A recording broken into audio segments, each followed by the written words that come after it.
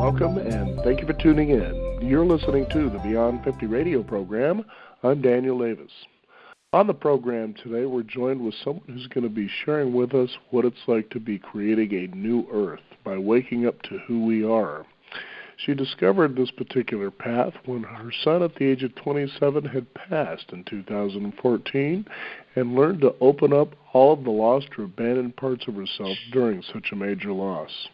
She's joining us here on the Beyond 50 radio program today, and I'd like to welcome our guest, Denise Roselle. Denise, thank you for being on the program today. Well, thank you for having me, Daniel. You bet. Now, let's talk about what happened here that your life seemed to shift gears and how you're sharing this, experience with the world. Wow. Well, I want to talk about my son, my middle son, Corey. He lived a very dramatic and profound life. And he lived more than 27 years than most people would in 72. And unbeknownst to me at the time, he was preparing me for his exit. And he went through a lot of drama and trauma and also a lot of transformation. And then he brought me through some transformation as he was preparing for me. So he died suddenly and unexpectedly at the age of 27. October 26, 2014, and when he died, it was like this awakening process had begun, and it was as if he was saying to me, I'm finished now, I'm going to the other side where I can be of more service, and he wanted me to know, it's your turn now.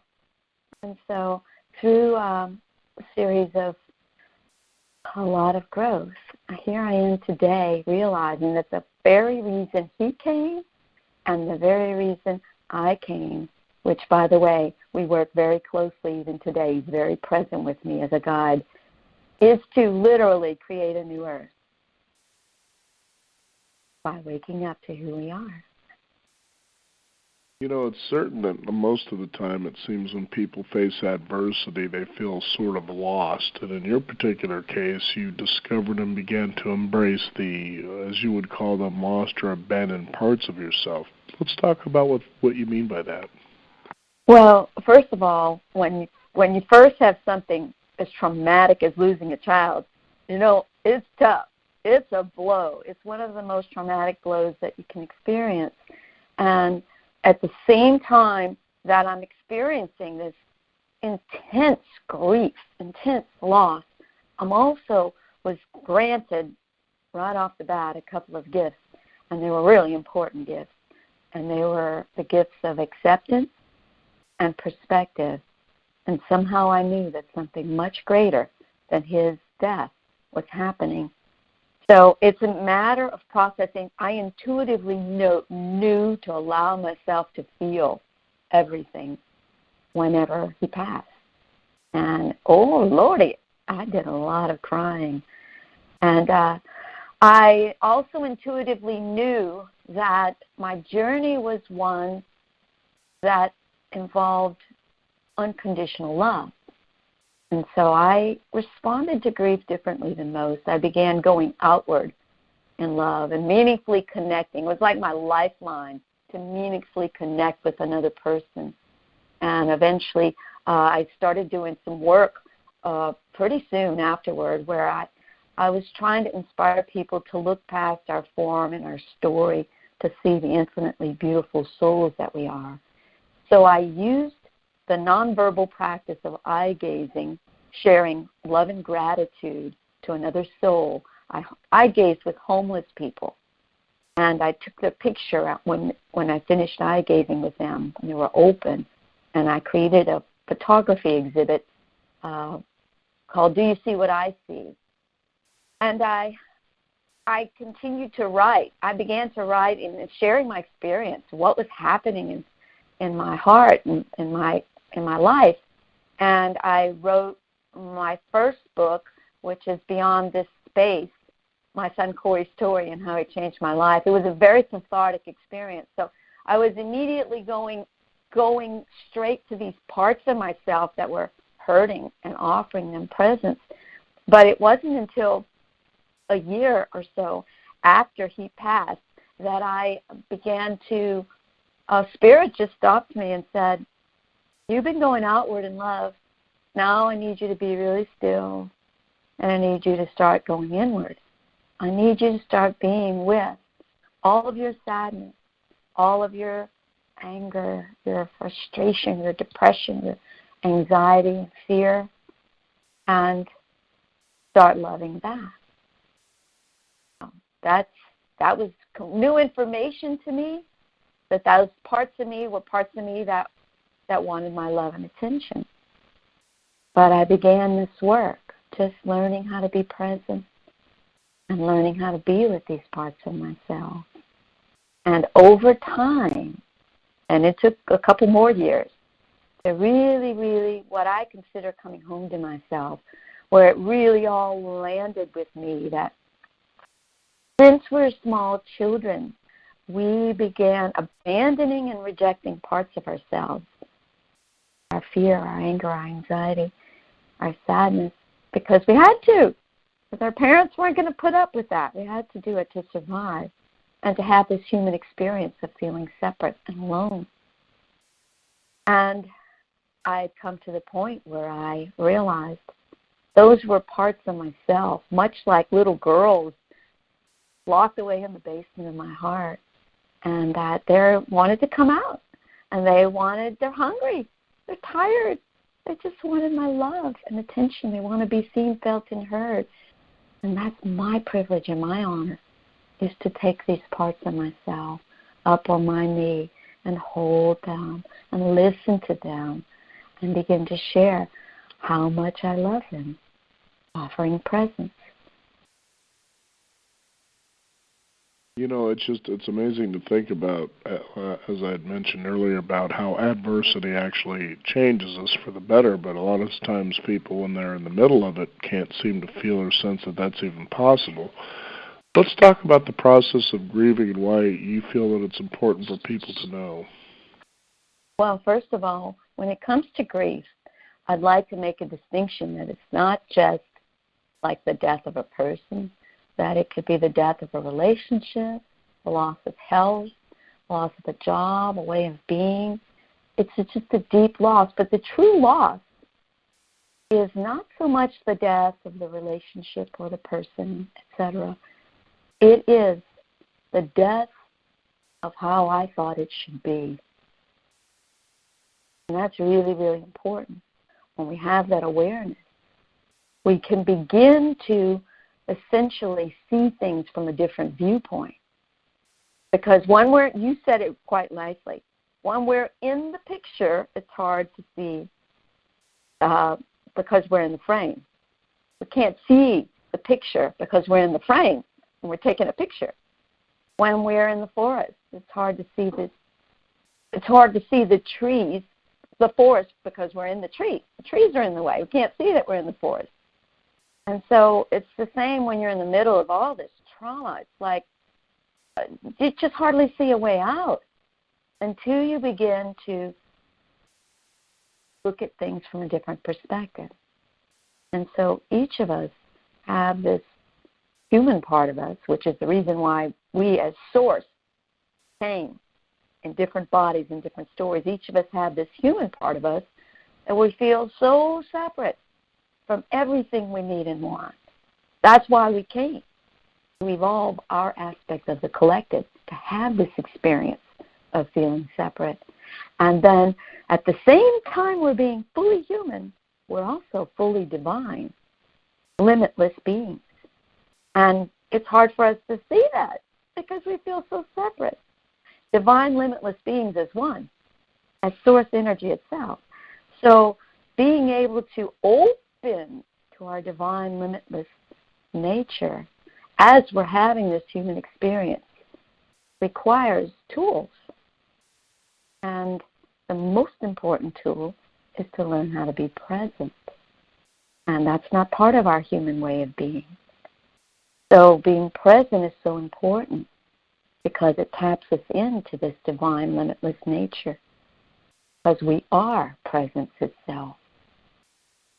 So Some of the big things that I've learned over my process here is learning how to be here now, first, before there's any trauma, before there's any feelings that are hard to deal with, have been habituated to push away, just to learn how to be present with simple things.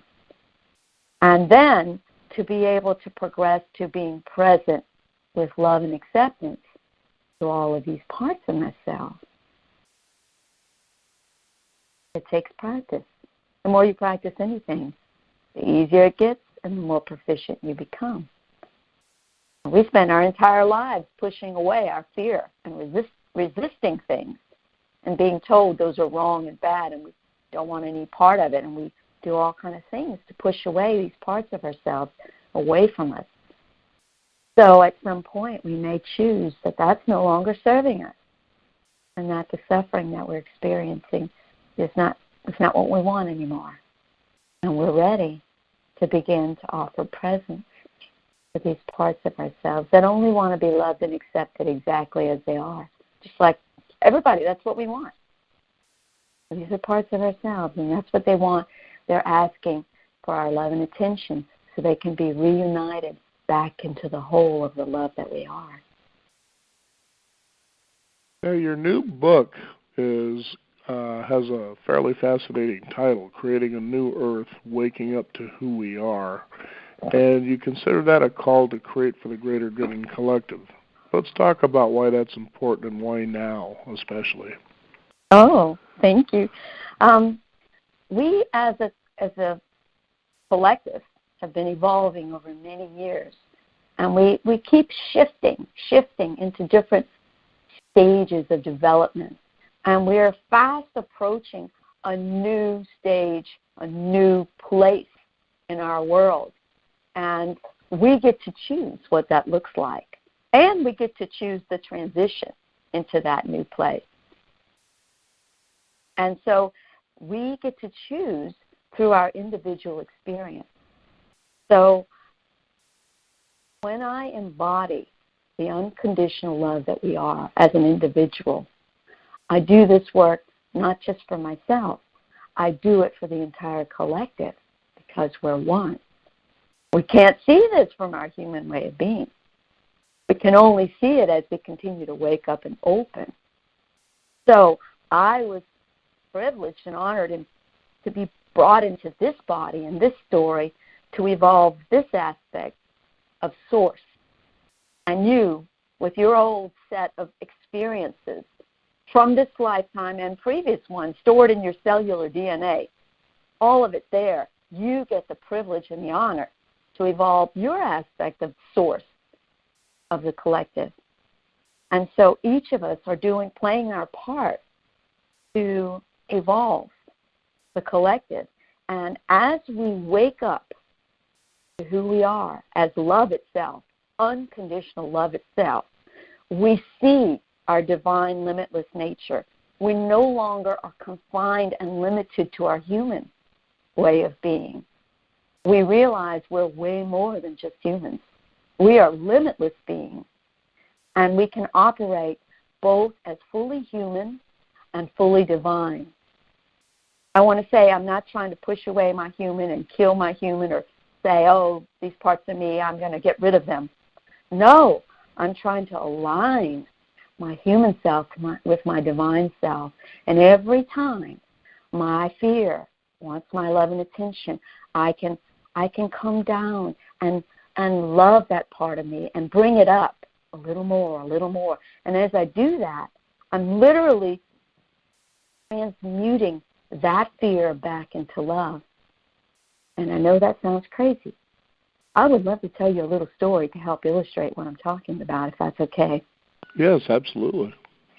So the story of Beauty and the Beast. The Beast is the prince in disguise as the Beast. And he's waiting for the kiss of unconditional love to set him free.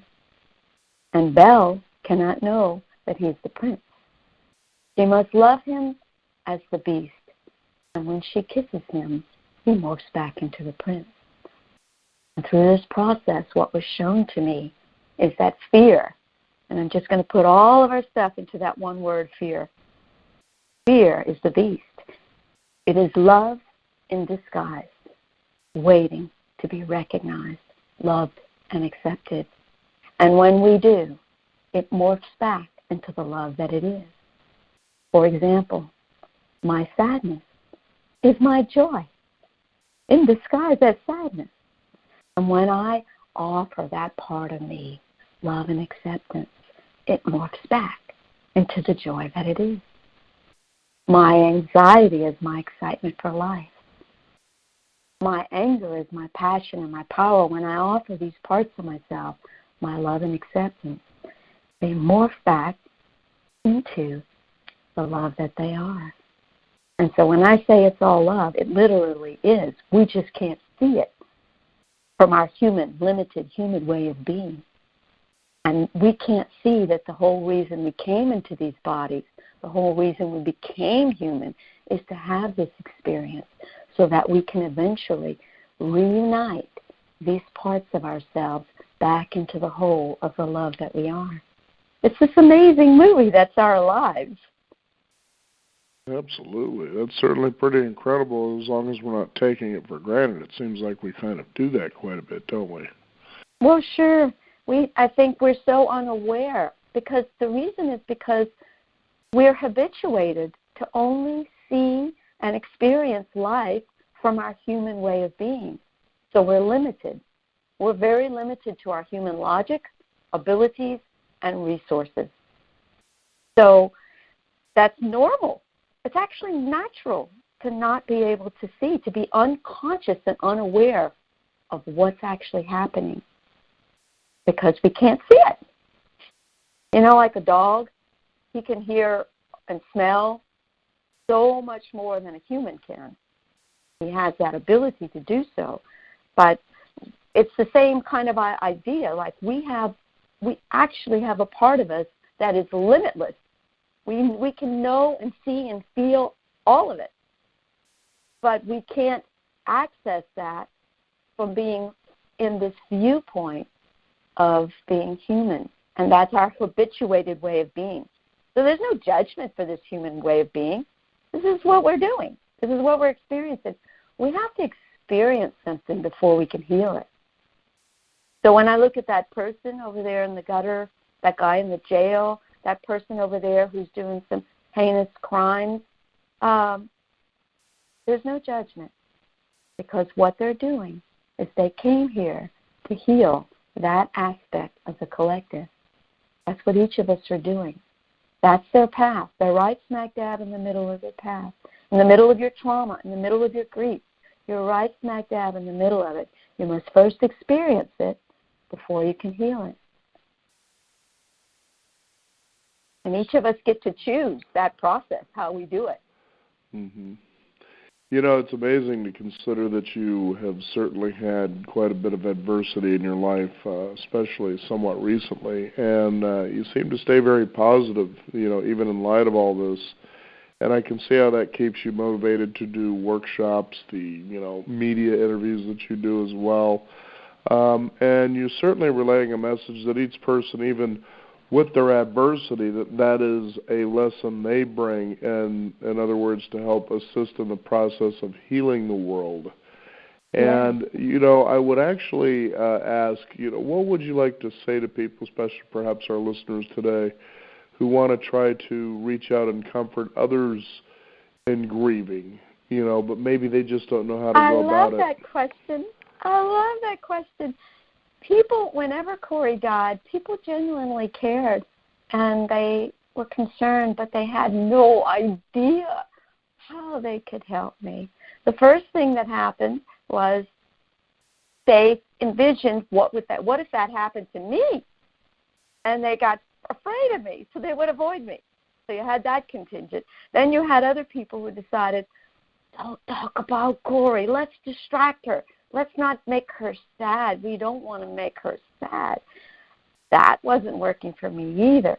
What they did not know, and what people who are wanting to help the grieving can know, is that the most important thing that I needed was someone to listen and allow me to be sad. Allow me to feel these parts of myself with non-judgmental presence. Just allowing me to be and feel and listen.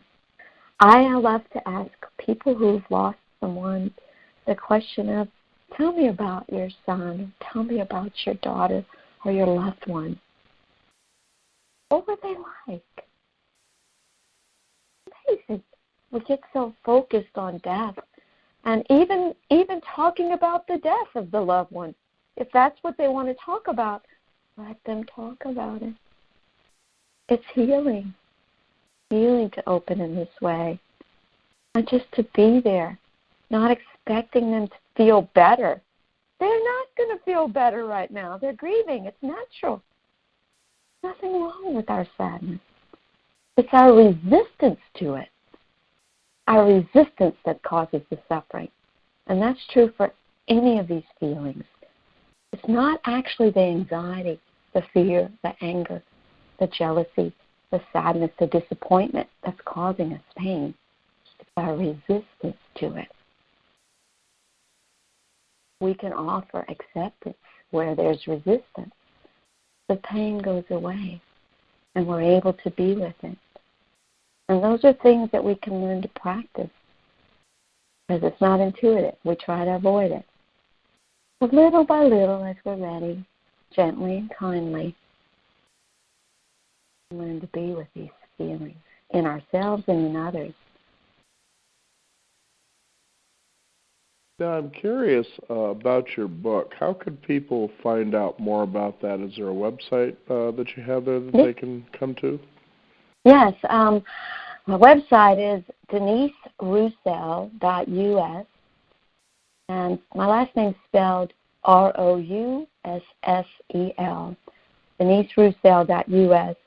I'm having a little bit of web difficulties at the moment with a giveaway, but I'm hoping to get that corrected within the next day or two. But I'm actually, for a period of time during this radio broadcast, doing a free ebook giveaway of that book. I actually have 10 books, though, and all of the books are available on Amazon, and you can access what those books are and how to buy them through my website, deniseroussel.us, or you can Google it on Amazon as well, my name, and it'll come up. Well, very good, Denise. It's been a pleasure to have you on the program, and thank you for sharing your wonderful message with our listeners and the world as well. Thank you so much for having me. I appreciate it. You bet. We want to thank you, the listeners out there, for joining us. There's more to discover at beyond50radio.com. That is the number 50. We do encourage you to sign up for our weekly e-newsletter. Keep up to date with what's going on in the world of Beyond 50 as well as our upcoming shows. I'm Daniel Davis. Thank you for joining us.